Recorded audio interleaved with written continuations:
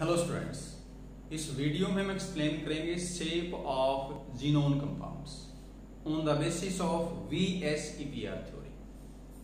तो इसके लिए हमें सेंट्रल एटम में इलेक्ट्रॉन पेयर डिटरमाइन करने हैं और उसके लिए फॉर्मूला अपने पास number of electron pairs is equal to valence electron of central atom plus monovalent atom जिसकी वैलेंसी 1 है, जैसे हाइड्रोजन है हेलोजन में, plus minus charge divide by 2।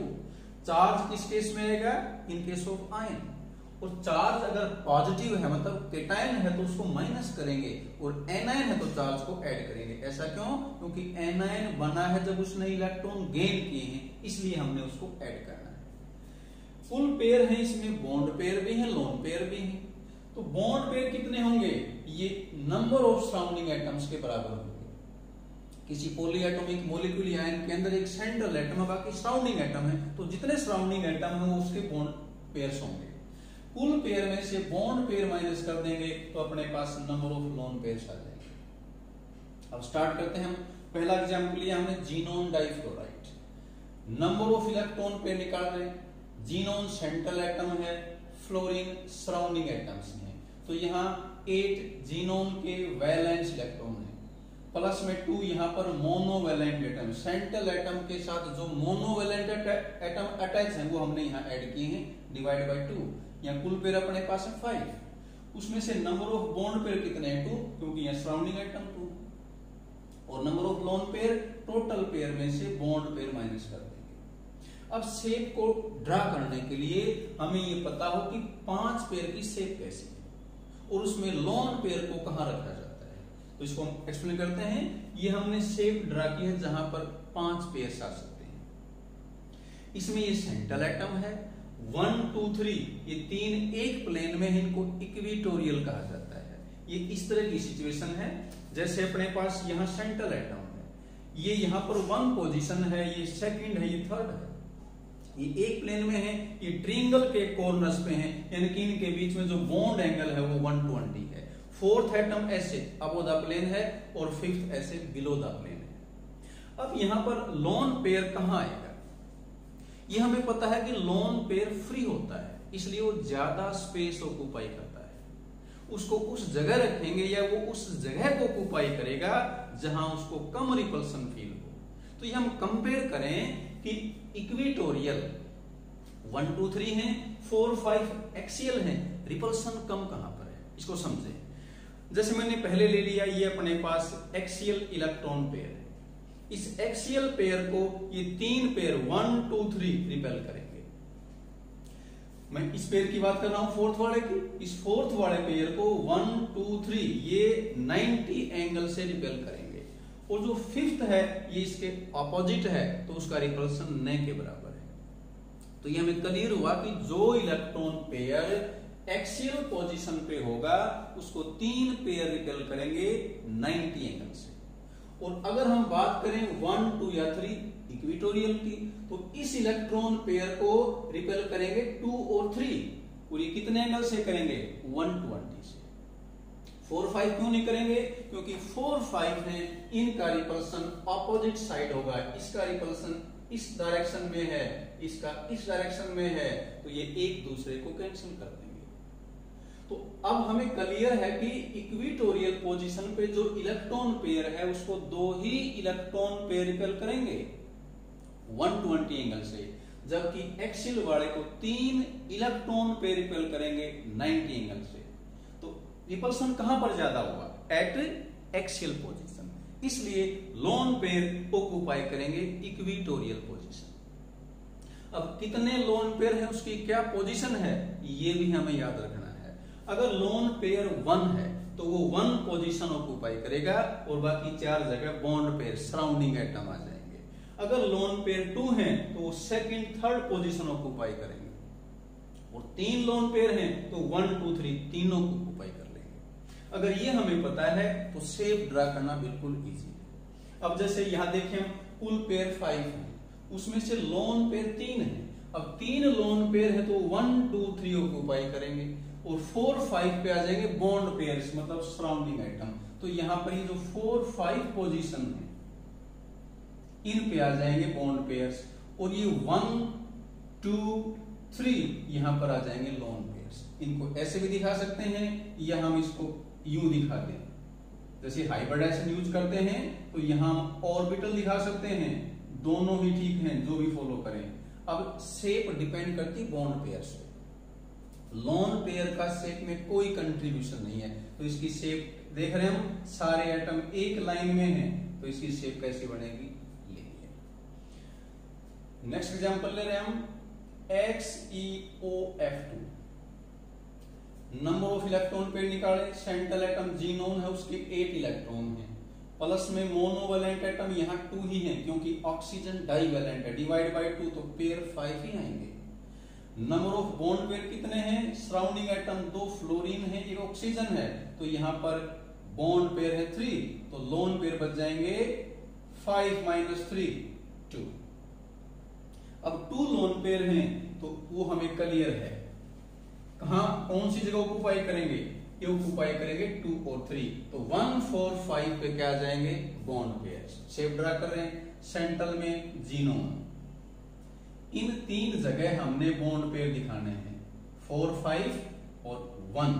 यहां पर F दिखा दिया, ये F दिखा दिया, और ऑक्सीजन डाइवैलेंट है, और बाकी 2 जगह लोन पेयर को चाहे ऐसे दिखा दें, चाहे ऑर्बिटल दिखा सकते हैं, लोब्स दिखा सकते हैं। तो ये हम देख रहे हैं शेप T जैसी है, इंग्लिश का अल्फाबेट होता है T, इसलिए इसको हम कहेंगे T शेप मॉलिक्यूल है। अगला एग्जांपल है XeO2F2। यहां पर नंबर ऑफ इलेक्ट्रॉन पेयर निकालें, जीनोन सेंट्रल एटम है, वैलेंस शेल में 8 इलेक्ट्रॉन है, मोनोवैलेंट एटम यहां पर भी 2 है क्योंकि ऑक्सीजन डाइवैलेंट है, डिवाइड बाय 2 कुल पेयर 5 है। सराउंडिंग एटम यहां 4, 2 ऑक्सीजन है, 2 फ्लोरीन है, कुल बॉन्ड पेयर हो गए 4, और 5 में से 4 माइनस किया तो अपने पास यहां लोन पेयर है 1। अब एक लोन पेयर है तो उसकी पोजीशन हमें क्लियर है, 1 लोन पेयर क्या ऑक्युपाई करेगा फर्स्ट पोजीशन, तो बॉन्ड पेयर कहां पर आ जाएंगे 4 5 और 2 3, तो यहां सेंटर में है जीनोन, ये 4 पोजीशन, ये 5th पोजीशन, ये 2nd और ये 3rd, ये F और ये ऑक्सीजन। अब ऑक्सीजन डाइवैलेंट है, डबल बॉन्ड बनाता है, ये शेप कैसी है, ये सीसा जैसा स्ट्रक्चर है, शेप है, तो ये सीसा मॉलिक्यूल है। अगला एग्जांपल आता है XeF4। सेंट्रल एटम जीनोन है, वैलेंस शेल में 8 इलेक्ट्रॉन है, प्लस में मोनोवैलेंट एटम यहां पर है 4, तो कुल पेयर अपने पास है 6, बॉन्ड पेयर 4 है और लोन पेयर है 2। अब हमें ये क्लियर होना चाहिए कि कुल 6 पेयर हैं तो कैसी शेप बनेगी, और उसमें से लोन पेयर किन पोजीशन को ऑक्युपाई करेंगे। देखें ये हमने शेप ड्रा की हुई है 6 इलेक्ट्रॉन पेयर की, इसके अंदर 4 एटम हैं, 1 2 3 उस स्क्वायर के कॉर्नर पे हैं, 5th और 6th हैं ये इसके परपेंडिकुलर हैं। ये ऐसी सिचुएशन है, यहाँ अपने पास ये सेंट्रल एटम है, ये हम मान ले 1 है, 2 है, ये 3 है, ये 4 है। अब ये स्क्वायर के कॉर्नर्स पे है तो इन सब के बीच में बॉन्ड एंगल 90 डिग्री है। 5th एटम है वो अबव द प्लेन है, 6th तो बिलो द प्लेन है। अगर सभी बॉन्ड पेयर्स होंगे तो शेप कैसे बनेगी, यहां देखें इस एटम को हमने इन चारों से मिला दिया तो इस शेप बन गई पिरामिड, यहां नीचे से मिलाया तो भी क्या बन गया पिरामिड, तो ये स्क्वायर बाई पिरामिडल है। इसको ऑक्टाहेड्रल भी कहते हैं, क्यों, क्योंकि इस ऊपर वाले एटम से हमने चारों को मिलाया तो 4 साइड आई, 4 साइड नीचे से आएंगी तो कुल 8 साइड है, तो ये क्या बनेगा ऑक्टाहेड्रॉन, और शेप क्या कहलाएगी ऑक्टाहेड्रल। अब क्योंकि यहाँ सभी पोजीशन एक जैसी हैं, बॉन्ड एंगल एक जैसे हैं, यहाँ सभी पोजीशन सेम नहीं थी क्योंकि डिफरेंट बॉन्ड एंगल थे, तो यहाँ जो लोन पेयर हैं वो सिमेट्री के लिए ऑक्युपाई करेंगे 5 या 6। एक लोन पेयर है तो वो 5 या 6 कहीं पर रख दें, और 2 लोन पेयर हैं तो 5 और 6 दोनों पे आ जाएंगे, तो कुल 6 पेयर हैं तो वहां पर मैक्सिमम 2 ही लोन पेयर हो सकते हैं। तो यहां देखें XeF4 के अंदर 2 ही लोन पेयर हैं, तो कहां रखा जाएगा 5 और 6। तो शेप क्या बनेगी, सेंट्रल एटम है जीनोन, 4 बॉन्ड पेयर हैं, कहां पर आ जाएंगे एट कॉर्नर्स ऑफ स्क्वायर।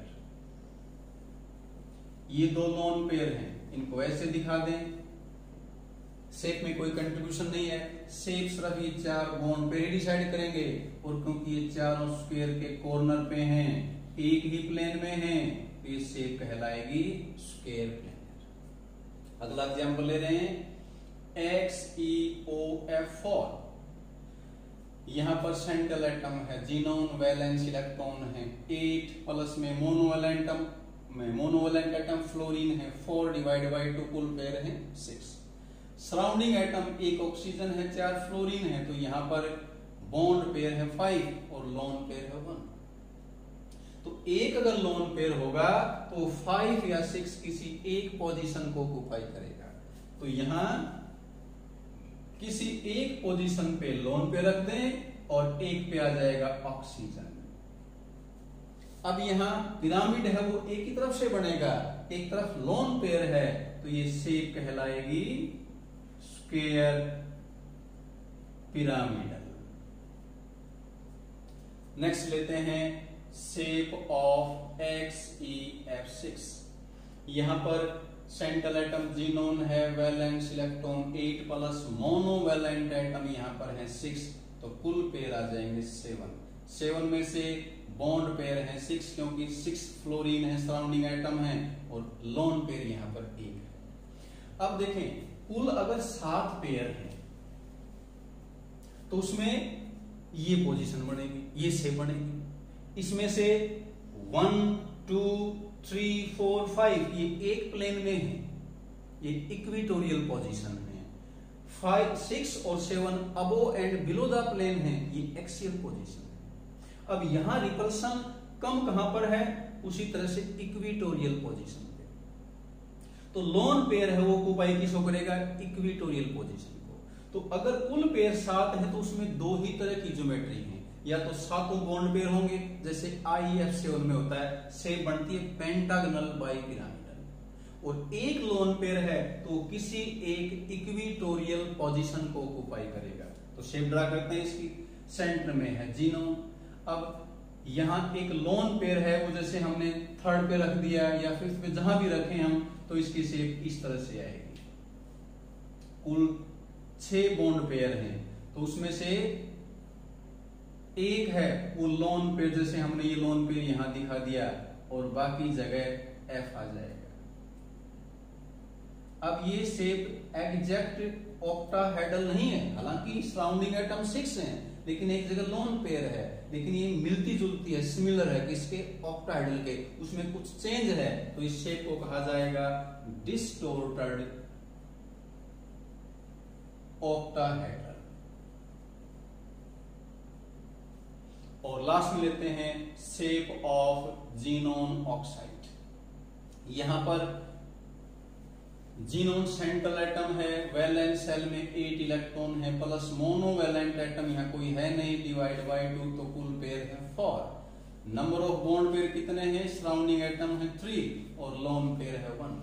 अब कुल 4 पेयर हैं, तो उसमें शेप कैसी बनती है, टेट्राहेड्रल, जैसे मीथेन की होती है। लेकिन एक लोन पेयर है, तो लोन पेयर जैसे हम अमोनिया में दिखाते हैं, ऐसे एक पोजीशन पे लोन पेयर दिखा दिया, और बाकी तीनों पोजीशन पे ऑक्सीजन है, और ये डाइवैलेंट है, डबल बॉन्ड बनाता है। तो शेप कैसी है, अमोनिया की तरह से पिरामिडल। तो ये हमने कुछ मॉलिक्यूल्स की जिसमें सेंट्रल एटम जीनोन था, उनकी शेप एक्सप्लेन की on the basis of VSEP।